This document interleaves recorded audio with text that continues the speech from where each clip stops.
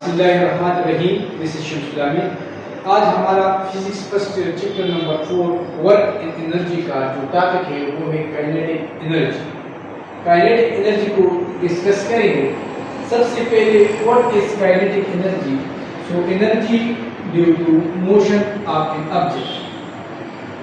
जब हमारे पास एक ऑब्जेक्ट है और वो मोशन करेगा तो हम कहेंगे उसमें हमारे पास एनर्जी है। Energy mean the ability to do work. एक ऑब्जेक्ट है उसमें काम करने की सलाहियत है। फॉर एग्जांपल ये मार्कर है, उसको मैं किसी चीज के ऊपर फेंक दूं तो ये काम करने के काबिल होगा, या किसी को अगर हम पत्थर मारे तो पत्थर उस बंदे को हिट करेगा।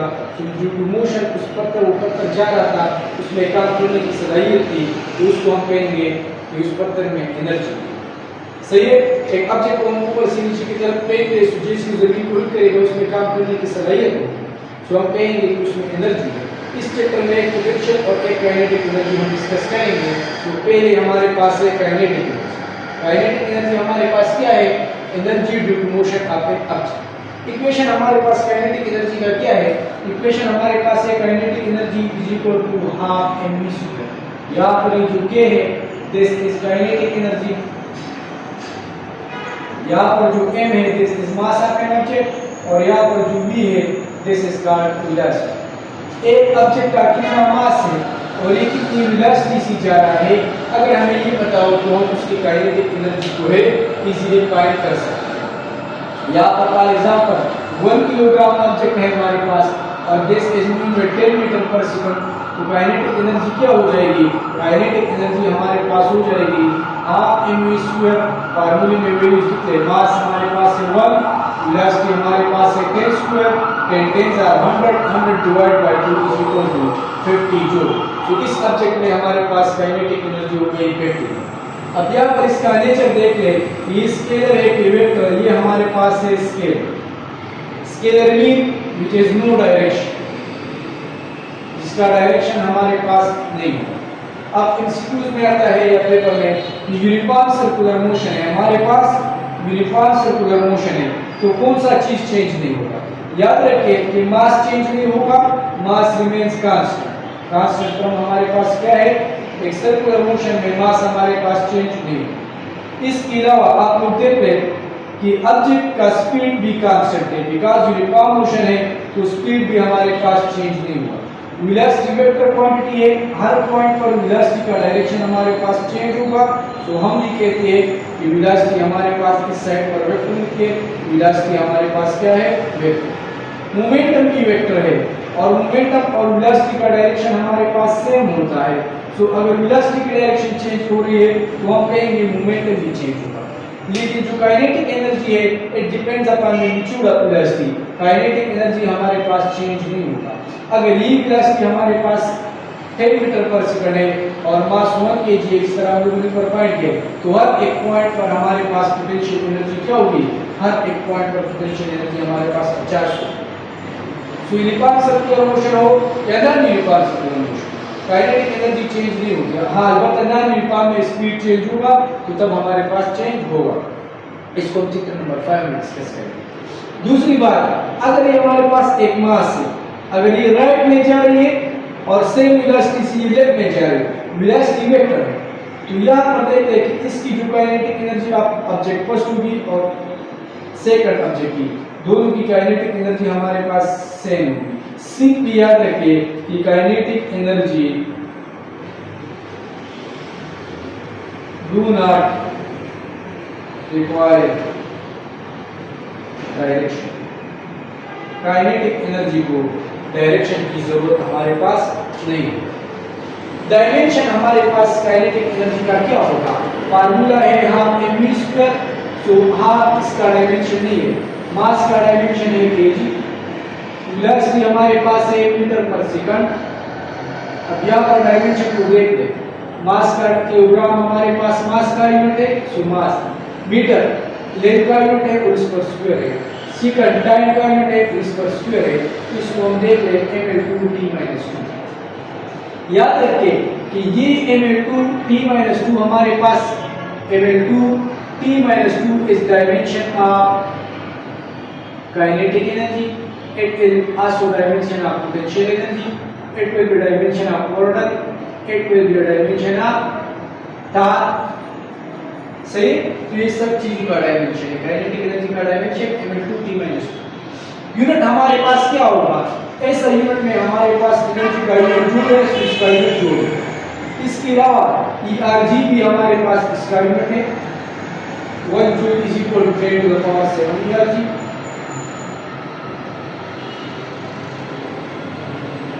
बेसिक में हमारे पास क्या होगा, kilogram metre square per second square.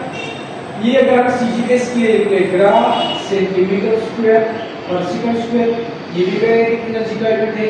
याद रखिए जब इलेक्ट्रॉन मोशन करता है उसकी एनर्जी बहुत कम होती है, तो वहां पर एक और यूनिट हम लिखते हैं EW। EW mean electron volt. Electron volt is the unit of kinetic energy. 1 electron volt हमारे पास किस चीज के बराबर है, 1.6 multiplied to the power -19 joule हमारे पास 1 इलेक्ट्रॉन वोल्ट के बराबर है। ये हमारे पास बहुत छोटा है। अदर यूनिट हमारे पास क्या होंगे, वर्क की जितनी भी यूनिट है सारे के सारे हमारे पास क्या होंगी, these are the possible units. So work topic में जितनी भी लेक्चर्स हम लोगों ने पढ़े हैं, जितनी भी यूनिट्स, वो सारे यूनिट्स हमारे पास काइनेटिक एनर्जी की यूनिट्स होंगे। Like W is equal to PV, so pascal metre cube, ये हमारे पास काइनेटिक एनर्जी का यूनिट आ सकता है, पॉसिबल यूनिट है। सही है। इसी तरह एटमॉस्फेयर, लेटर, ये भी हमारे पास पॉसिबल यूनिट है। और इसी तरह केंद्रीय जो है ये भी हमारे पास पॉसिबल यूनिट है। तो जितनी भी हमारे पास ऑर्डिनरी यूनिट थे वो सारे के सारे हमारे पास यूनिट होंगे काइनेटिक एनर्जी। अदर इक्वेशन हमारे पास काइनेटिक एनर्जी का कौन सा इक्वेशन होगा, और सबसे पहले अगर हमारे पास मास और वेलोसिटी गिवन हो, लेट सपोज ये हमारे पास 1 किलोग्राम ऑब्जेक्ट है, ये 10 मीटर पर सेकंड के हिसाब से चल रहा है, तो इसकी काइनेटिक एनर्जी क्या होगी, तो तब हम लोग ये इक्वेशन यूज करेंगे, kinetic energy is equal to half mv², where m is mass and v is velocity. अगर हमारे पास अब मास की बजाय मोमेंटम और वेलोसिटी गिवन हो, तो यहां पर देखते kinetic energy is equal to half mv²। इसको आप इस तरह लिखिए, हाफ v को v² की बजाय 2 दफा लिखें। ये देखते ये जो mv है ये मोमेंटम के बराबर है, तो हमारे पास काइनेटिक एनर्जी बराबर हो जाएगी हाफ pv। ये इक्वेशन हम लोग तब यूज करेंगे जब हमारे पास मोमेंटम और वेलोसिटी गिवन होंगे।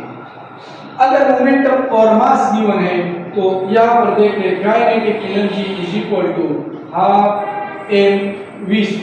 अगर हमारे पास मोमेंटम और मास, तो यहाँ पर देखते हाफ m को इससे मल्टीप्लाई कर ले और m से डिवाइड कर ले, तो एक इंडिविजुअल रहेगा ऊपर वाले m के साथ एक और m आएगा m²। इस तरह हाफ mv² का m से मल्टीप्लाई और m से divide, m into m m²। ये जो है p is equal to mv है, दोनों साइड को स्क्वायर कर ले, तो m² v² p² के बराबर है, हमारे पास आ जाएगा p²/m, यानी काइनेटिक एनर्जी हमारे पास बन गई p²/2m। ये इक्वेशन हम लोग तब यूज करेंगे जब हमारे पास when momentum and mass are given. सही है। सो ये हम लोग फिर ये इक्वेशन यूज करेंगे। इसके अलावा पार्ट चार्ज के एक्सीलरेटेड थ्रू पोटेंशियल डिफरेंस, यहाँ पर मैं एक प्लेट लगा दूं दूसरा, इसको जो है पोटेंशियल डिफरेंस अप्लाई करूं, तो यहाँ पर एक इलेक्ट्रॉन होगा या चार्ज होगा, तो ये पोटेंशियल डिफरेंस ये इसको एक्सीलरेट करेगा। तो यहाँ पर हम लोग इक्वेशन है हमारे पास v is equal to w divide by q, इसको सेकंड में पढ़ेंगे। v हमारे पास है पोटेंशियल डिफरेंस अप्लाइड, w हमारे पास है वर्क डन और q हमारे पास है चार्ज। तो यहाँ पर आप लोग देख रहे कि इस केस में ये W हमारे पास बराबर हो जाएगा V के, और ये जो प्लेट है पॉजिटिव ये इस चार्ज को सपोज नेगेटिव अट्रैक्ट करेगा, इस पर काम करेगा, और वो काम हमारे पास in the form of kinetic energy appear होगा। तो जी वर्क डन हमारे पास इस चीज के बराबर हो जाएगा kinetic energy is equal to V के। यहाँ पर आप एक और यूनिट भी लिख सकते हैं, अगर इस इक्वेशन से आप लोग यूनिट निकालना चाहते हैं तो काइनेटिक एनर्जी का यूनिट होगा volt multiply by coulomb. V is equal to IR है, यहाँ पर देखें kinetic energy is equal to V is equal to IR, तो एक और इक्वेशन बने एम्पेयर ओम इनटू कूलम। ई भी हमारे पास काइनेटिक एनर्जी का क्या बन गया, ई भी काइनेटिक एनर्जी का 1 यूनिट ये बन गया और 1 यूनिट हमारे पास ये बन गया। सो ये भी काइनेटिक एनर्जी का यूनिट है। वेक्टर पानी काइनेटिक एनर्जी तो हाफ mv स्क्वायर की बराबर है, लेकिन यहाँ पर ये हमारे पास ये वेलोसिटी वेक्टर है, ये भी वेक्टर है और काइनेटिक एनर्जी हमारे पास स्केलर है। So when two vector give a scalar, इसको हम कहते हैं dot product. So vector part में हम लोग वेलोसिटी को स्प्लिट करते हैं, वी और इसके बीच डॉट लगा देते हैं। This is a vector part. So अगर एमसीक्यूज में आ जाए कि कौन सा वेक्टर पार्ट है, हाफ mv स्क्वायर या हाफ mv into v, याद रखिए दिस इज वेक्टर फॉर्म। ये वाला सिंपल फॉर्मूला है, this is not a vector form. Next, in Cartesian coordinate system, let's suppose हमारे पास प्रोजेक्टाइल मोशन है और यहां पर हमें वेलोसिटी का x और y कंपोनेंट गिवन है, ये वेलोसिटी हमारे पास गिवन नहीं है। तो हम लोग के लिए फार्मूला यूज करेंगे कि वेलोसिटी का हम x² + vy² under the root. फिर ये इक्वेशन हम लोग काइनेटिक एनर्जी की वेलोसिटी का ये वैल्यू लिखेंगे, kinetic energy is equal to half m, v की बजाय लिखेंगे vx² + vy² under the root और स्क्वायर कैंसिल हो जाएगा। तो हमारे पास आ जाएगा हाफ m vx² + vy²।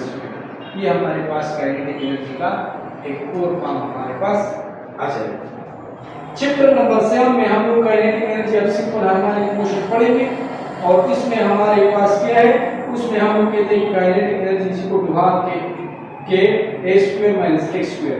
ये के हमारे पास कांस्टेंट है, ये a हमारे पास एम्पलीट्यूड है और ये x हमारे पास ये डिस्प्लेसमेंट है। डिस्प्लेसमेंट की वैल्यू यहाँ पर वेरी करती है, ये कम ज्यादा होगी तो हमारे पास काइनेटिक एनर्जी जो है कम होगी। So these are the different forms of kinetic energy. Is equal to half mv²। इस इक्वेशन के मुताबिक काइनेटिक एनर्जी जो है अगर मास कांस्टेंट हो तो वेलोसिटी स्क्वायर को डायरेक्टली प्रोपोर्शनल है। याद रखिए अगर टू ऑब्जेक्ट्स हैं हमारे पास, ये v1 वेलोसिटी से जा रहा है, दूसरा ऑब्जेक्ट है ये v2 वेलोसिटी से जा रहा है और दोनों का मास हमारे पास क्या हो, सेम, तो काइनेटिक एनर्जी की जो रेशियो होगी, काइनेटिक एनर्जी 1/2 डायरेक्टली प्रोपोर्शनल है v को, सो v1/v2 डायरेक्टली प्रोपोर्शनल है स्क्वायर ऑफ द वेलोसिटी को, तो ये हमारे पास स्क्वायर ऑफ द वेलोसिटी को इस तरह होगा। एग्जांपल क्या होगा, एक two objects move at velocities 1:2, the kinetic energy ratio are dash. So kinetic energy ratio 1 by kinetic energy ratio 2। जो वेलोसिटी की रेशियो है वही रेशियो होंगी, सिर्फ इस पर स्क्वायर होगा। सो 1² 1 2 4, सो आंसर हमारे पास आएगा 1:4। ये कब होगा, जब दोनों ऑब्जेक्ट्स का F2 objects with velocity F2 object and same mass. यहाँ पर देखें having same mass, शर्त ये है कि मास के ऑपोजिट। अगर हमारे पास टू ऑब्जेक्ट्स है, केस नंबर 2, एक वेलोसिटी आर सेम और एंड मास आर डिफरेंट, मास हमारे पास डिफरेंट है। अगर दो ऑब्जेक्ट्स जा रहे हैं, एक छोटा है एक बड़ा, और दोनों की वेलोसिटी हमारे पास सेम m1 m2, फिर क्या होगा, so kinetic energy is directly proportional to mass. अगर वेलोसिटी क्या होगी, कांस्टेंट, सो रेशियो किस तरह आएगी, काइनेटिक एनर्जी 1/2 डायरेक्टली प्रोपोर्शनल है, सो m1/m2। ये हमारे पास काइनेटिक एनर्जी की रेशियो है। फॉर एग्जांपल एक मास रेशियो r, ये 2 है और ये 1 होगा, 2:1, and objects move at same velocity. Object किस तरह मूव कर रही हो, सेम वेलोसिटी से मूव कर रही हो, देन काइनेटिक एनर्जी 1/2 किस चीज की बराबर होगी, सो काइनेटिक एनर्जी जो मास की रेशियो है वही। तो यहाँ पर देखते हैं 1:2 2:1, सो ये भी हमारे पास 2:1, सो आंसर विल बी 2:1। इसकी काइनेटिक एनर्जी इसकी बराबर। अगर हमारे पास कांस्टेंट कुछ भी ना हो, तो फिर हमारे पास क्या होगा, अगर कांस्टेंट कुछ भी ना हो, फिर kinetic energy 1 by kinetic energy 2 is equal to m को डायरेक्टली है तो m1 m2, v1 को भी डायरेक्टली है और इसका स्क्वायर है, तो ये हमारे पास रेशियो है। एक दूसरा इक्वेशन अभी हम लोग स्टडी कर दिया, वो हमारे पास था kinetic energy is equal to p²/2m। अगर p कांस्टेंट हो तो m को इनवर्सली है, kinetic energy is inversely proportional to mass. इसका मतलब क्या है, kinetic energy 1 by kinetic energy 2 is equal to m2/m1। यहाँ 1 2 है तो यहाँ 2 1 होगा, बिकॉज़ ये हमारे पास क्या है, इनवर्स रिलेशन। तो याद रखें कि ये m1 रेशियो अगर हमारे पास मोमेंटम कांस्टेंट हो तो ये m2 m1, अगर वेलोसिटी कांस्टेंट हो तो ये ऑलरेडी हम लोगों ने डिस्कस किया कि kinetic energy 1/2 is equal to m1/m2 तक है, दोनों हमारे पास डिफरेंट है। याद रखिए कि मेंशन चीजें हमारे पास क्या है। सेम केस यहाँ पर है, अगर मास कांस्टेंट है तो ये हमारे पास p² को डायरेक्टली है, kinetic energy is directly equal to p²। It means kinetic energy 1 by kinetic energy 2 is equal to p1 square divided by p2 square. So this is the ratio of kinetic energy. शब्द ये mass constant। अगर हमारे पास कुछ भी constant ना हो, so kinetic energy is equal to p²/2m. So kinetic energy 1 is equal to p1 square by m1। याद रखिए कि ये रेशियो में आपको भी 1 2 ये नंबर्स नहीं दिखते, बिकॉज़ ये cancel out. Divide by kinetic energy 2 बराबर है p2 square divide by m2। तो ये हमारे पास रेशियो आ जाए किसकी, kinetic energy 1 by kinetic energy 2। This are the ratio of kinetic. अब हम कुछ इस तरह ग्राफ करते हैं जिसकी एरिया और ग्राफ एरिया हमें क्या रहती है, काइनेटिक एनर्जी रहती है।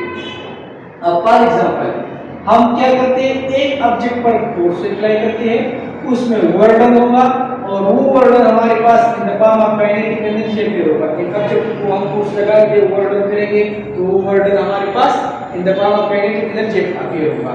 तो कितना फोर्स हमने अप्लाई किया और कितना डिस्प्लेसमेंट अगर होगा, ये जो एरिया है हमारे पास y एक्सिस पर m है, x एक्सिस पर s है, ये हमें काइनेटिक एनर्जी देगी, बिकॉज़ g fs हमारे पास वर्डन के बराबर है। So the area of Fs graph gives us dash. So the area of Fs graph gives us kinetic energy। ये इसको आप लोग याद रखें। अगर हमारे पास यहाँ पर फोर्स 10 न्यूटन है और डिस्प्लेसमेंट ऑब्जेक्ट इक्वल क्या है, तो ये हमारे पास क्या होगा, जो काइनेटिक एनर्जी में चेंज आएगा वही चेंज हमारे पास क्या होगी, वो वर्क के बराबर है। असल में ये हमारे पास वर्क एनर्जी की है, ये वर्क काइनेटिक एनर्जी में कन्वर्ट होती है। अब यहाँ पर देखते हैं पावर टाइम ग्राफ। यहाँ पर देखते हैं अगर हमारे पास एक ऑब्जेक्ट है, वो पावर लगा रहा है, उसकी वेलोसिटी में चेंज आ रहा है, तो यहाँ पर जो पावर टाइम ग्राफ होगा, पावर टाइम ग्राफ एक्चुअल में किस चीज के बराबर है, P is equal to W divided by W is equal to PP। So power time graph का एरिया जो है वो हमें वर्क डन देता है, लेकिन एक मशीन है वो पावर यूज कर रहा है, उसकी वजह से उसकी वेलोसिटी में चेंज आ रहा है, तो यहाँ पर जितनी उसकी काइनेटिक एनर्जी होगी, जितनी उसकी काइनेटिक एनर्जी होगी, वो असल में यही वर्डन होगा। यहाँ पर work done in the form of जो है काइनेटिक एनर्जी अपेयर होता है। So work done of power, the area of power time graph also gives what, it is also gives work done का वर्डन ऑप्शन में आउट होगी काइनेटिक एनर्जी आप लोग mark करें।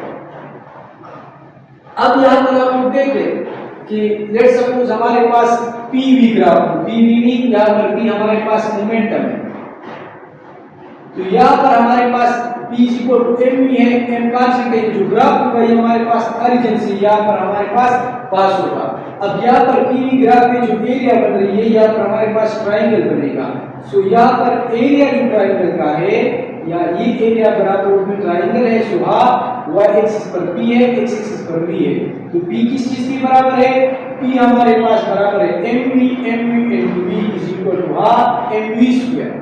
सो इस केस में भी ये जो ग्राफ है हमारे पास, ये ग्राफ की हमारे पास काइनेटिक एनर्जी होगी, यानी momentum velocity graph gives what, momentum velocity graph gives area of momentum velocity graph gives kinetic energy. अब किन किन चीजों पर काइनेटिक एनर्जी हमारे पास डिपेंड करती है, सो काइनेटिक एनर्जी में आप लोग देखते हैं फैक्टर्स। काइनेटिक एनर्जी में हमारे पास है kinetic energy is equal to half mv square. इस इक्वेशन के मुताबिक काइनेटिक एनर्जी मास को डायरेक्टली है और काइनेटिक एनर्जी क्या है, वेलोसिटी स्क्वायर को भी डायरेक्टली है। डायरेक्टली मीन कि अगर यहाँ पर मास ज्यादा होगा काइनेटिक एनर्जी ज्यादा होगा, वेलोसिटी ज्यादा होगी काइनेटिक एनर्जी हमारे पास ज्यादा होगी। अब यहाँ पर आप लोग देख लें कि ग्राफ हम लोग ड्रा करेंगे, ये मास की वैल्यू थी काइनेटिक की थी तो हमारे पास पॉइंट ये आएगा।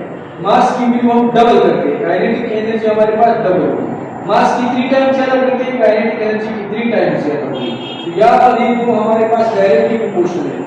अगर मास को हम n टाइम ज्यादा करते हैं तो काइनेटिक एनर्जी भी हमारे पास n टाइम क्या होगी, n टाइम ज्यादा होगी। अब सेम प्रोसीजर वेलोसिटी के लिए थोड़ा सा डिफरेंट होगा।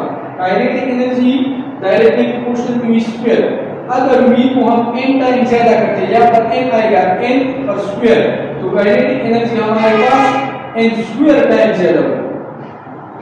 इसका मतलब क्या है, मास को डबल करेंगे तो काइनेटिक एनर्जी हमारे पास डबल हो जाएगी, लेकिन वेलोसिटी को डबल करेंगे तो kinetic energy n square time means कि 4 टाइम ये काइनेटिक एनर्जी हमारे पास ज्यादा हो जाएगी।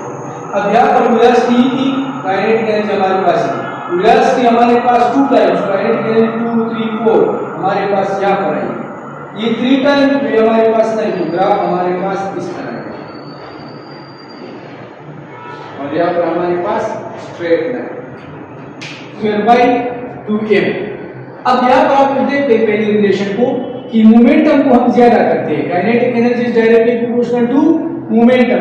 यदि अगर मोमेंटम को हम n टाइम ज्यादा करते हैं तो p पर स्क्वायर है, तो काइनेटिक एनर्जी स्क्वायर टाइम हमारे पास क्या हो जाएगी, वो काइनेटिक एनर्जी हमारे पास n स्क्वायर टाइम ज्यादा हो जाएगी। फॉर एग्जांपल आपको कहे कि मोमेंटम को हम डबल करते हैं तो काइनेटिक एनर्जी कितनी ज्यादा होगी, 4 टाइम हमारे पास काइनेटिक एनर्जी ज्यादा होगी।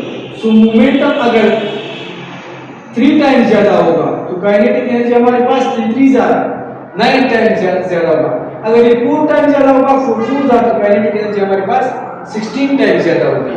सो इसी तरह इसका ग्राफ भी हमारे पास इस तरह है, ये मोमेंटम की वैल्यू, ये काइनेटिक एनर्जी, मोमेंटम डबल तो काइनेटिक एनर्जी 4 टाइम, ये 3 टाइम तो ये हमारे पास नहीं। बाकी मास का इनवर्स रिलेशन है, मास का इनवर्स मीन ये मास की वैल्यू थी, ये काइनेटिक एनर्जी। अब मास को हम डबल कर ले तो काइनेटिक एनर्जी हाफ हो जाएगी, इसको हम 3 टाइम कर ले तो ये हमारे पास 3 टाइम है, इसको 4 टाइम कर ले तो ये 4 टाइम। तो ये ग्राफ हमारे पास इस तरह आएगा जिस तरह हमारे पास क्या था, वॉइसडा का जो ग्राफ आता है बिल्कुल हमारे पास graph same to same. So this is kinetic energy to p, this is kinetic energy into m। लेकिन यहाँ पर याद रखिए, यहाँ पर p कांस्टेंट होगा और यहाँ पर हमारे पास m कांस्टेंट होगा, तब हमारे पास ग्राफ जो है ये। अब अगर आप लोग कहें कि टुडे मोमेंटम कम ज्यादा कर ले, काइनेटिक एनर्जी हमारे पास कितना ज्यादा होगा, इसको कम करेंगे कितना कम होगा, तो इसको देते हैं। अगर पेपर में आएगा अगर मोमेंटम को हम 20 टाइम इंक्रीज करें तो इसके लिए शॉर्टकट है, जो नंबर गिवन है इसको 2 दफा ऐड कर ले, 20 के लिए 20 प्लस 20, फिर इसके पास ऐड कर ले, क्या ऐड कर ले, जो नंबर गिवन है इसको 10 से डिवाइड कर ले, नो 20 डिवाइड बाय 10 हमारे पास 2 आएगा और इसको इस तरह 2 दफा के साथ मल्टीप्लाई कर ले, तो 2 4 40 जमा 4 इज इक्वल टू 44। तो ये हमारे पास शॉर्टकट है। अगर आपको कहे कि 30% इंक्रीज हो गया तो ये 30 को 2 दफा लिख ले, जमा 30 को 10 से डिवाइड कर ले, 3 आएगा, 3 3 9 9 जब 60 plus 9 is equal to 69।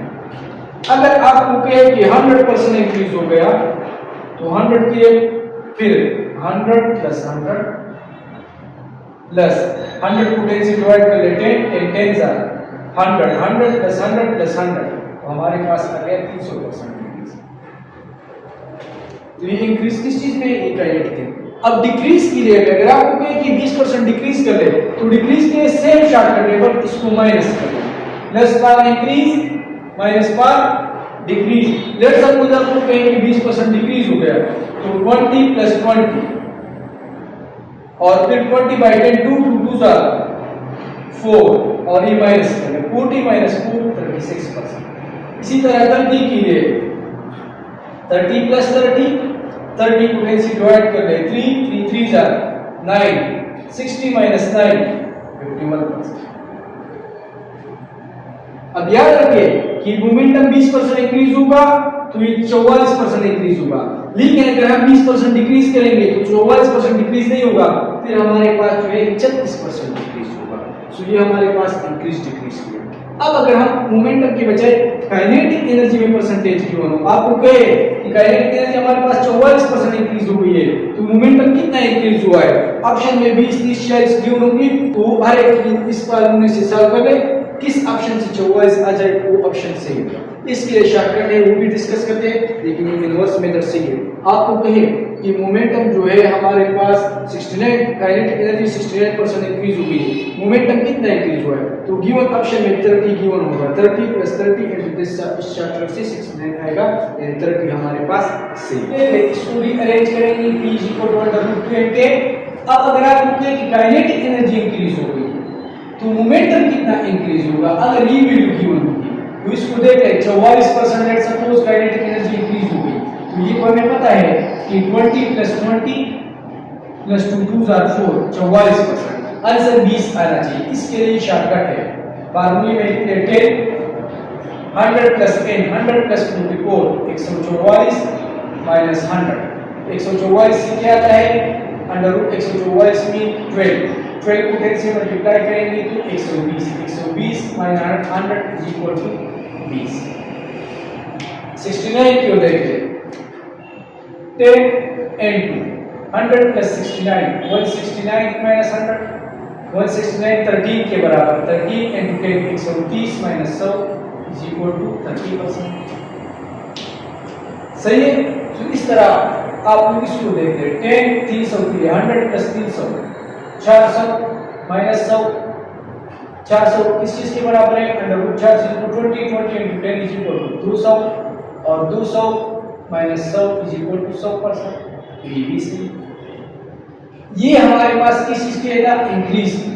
Decrease के लिए आप लोग कर ले, इनके साइन चेंज कर ले, ये -100 है, इसको सामने लाए तो +100 बनेगा, ये +10 है तो ये माइनस हो जाएगा, और ये +n है तो ये माइनस, यानी ऊपर वाले फार्मूले को आप लोग क्या कर रहे हैं -10 × 100 - n, और ये -100 है +100, तो ये मैंने आगे लिख दिया और ये तब कीजिए, जस्ट साइन चेंज करना। सही है। अब 36% डिक्रीज के लिए क्या आएगा, तो ये हम इससे आंसर 20% आना चाहिए। क्यों, रीजन हमारे पास ये 20 + 20 × 2 2 4 -44 - 4 = 36%, यानी मोमेंटम हमारे पास 36% डिक्रीज हुआ है। और काइनेटिक मोमेंटम अगर 20% डिक्रीज हो जाए तो काइनेटिक एनर्जी हमारे पास 36% डिक्रीज हो जाएगी। अब देखते हैं कि इससे 20 आता है कि नहीं। 100 - 10 100 - 36 100 - 36 मीन 100 - 36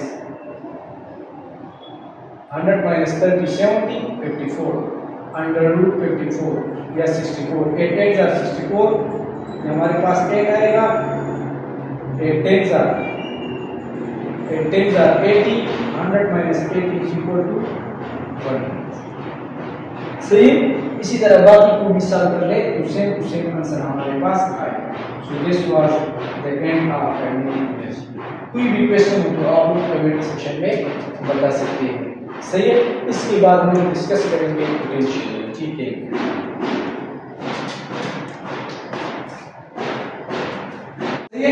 अब 36% डिक्रीज के लिए क्या आएगा, तो ये हम इससे आंसर 20% आना चाहिए। क्यों, रीजन हमारे पास ये 20 + 20 × 2 2 4 -44 - 4 = 36%, यानी मोमेंटम हमारे पास 36% डिक्रीज हुआ है। और काइनेटिक मोमेंटम अगर 20% डिक्रीज हो जाए तो काइनेटिक एनर्जी हमारे पास 36% डिक्रीज हो जाएगी। अब देखते हैं कि इससे 20 आता है कि नहीं। 100 - 10 100 - 36 100 - 36 मीन 100 - 36